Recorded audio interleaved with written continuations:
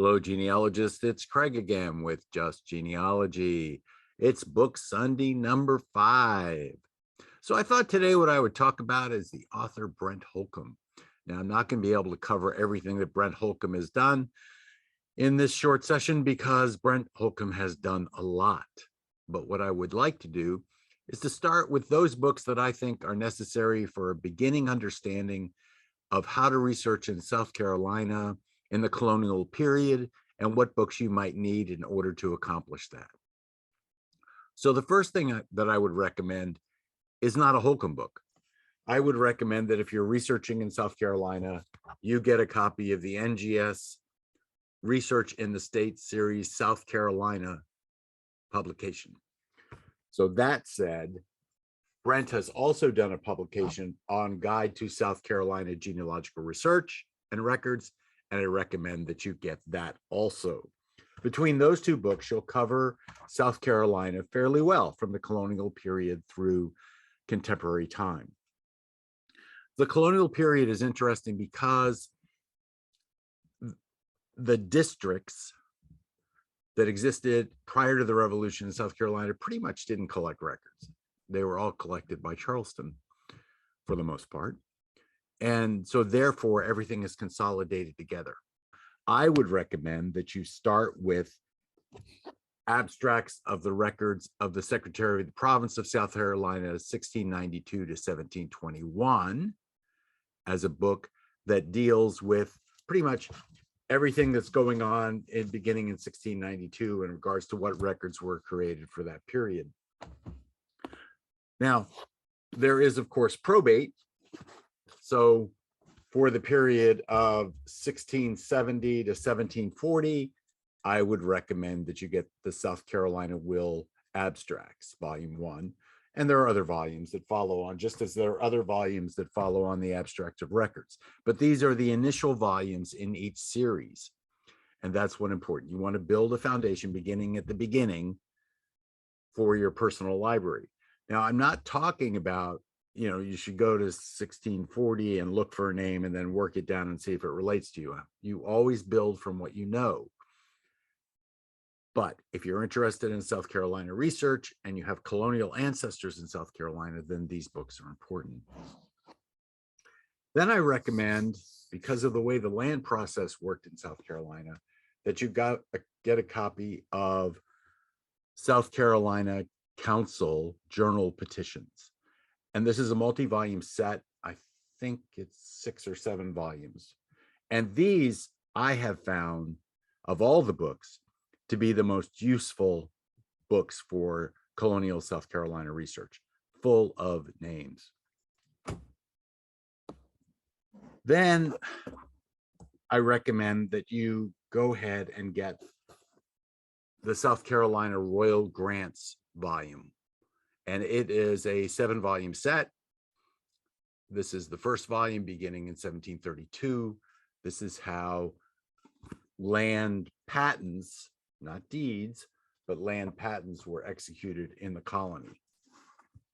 Now recognize that sometimes these grants may be issued, but then not patented until much later. So you may find that an early patent actually exists in one of the later volumes. Then following the royal grants, there was a revolution that pretty much ended the colonial period, but I should talk about it because it flows. And that is the South Carolina state grants, and volume 1 begins in 1784. Helen Leary says that all the problems in genealogy can be solved. Well, maybe she doesn't say all the problems, but most problems in genealogy can be solved by examining land records. Deeds begin following the revolution. So that we would look at individual counties, and Brent has done a good job in several counties of providing us with the deed information. I can talk about that at some point in the future if somebody nudges me about it. So in creating your core collection for the state of South Carolina, it's important to have the early colonial records, and these are royal grants, then followed on by state grants, These are probate records. These are court records. And this is a good beginning, a good foundation for creating a library on South Carolina. The same things could be done for each state, and we'll probably do that over time for each state.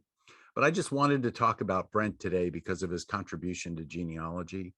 I have an entire bookcase of books. Of course, there's more than one on the bookcase of each title, but I have an entire bookcase of Brent Holcomb books. He's published, he is self-published. So there are books that are only available from him and Heritage Books, of course, because we get them from him. Then there are books that he has published with Southern Historical Press, and those can be found also on our website at heritagebooks.com. Then he has published books with Heritage Books, and those, of course, can be found on our website also. So what we're going to do today is we're going to provide a discount code of 20% off on any of the books that I've talked about today, and the discount code will be grants. I should write that down so I don't forget.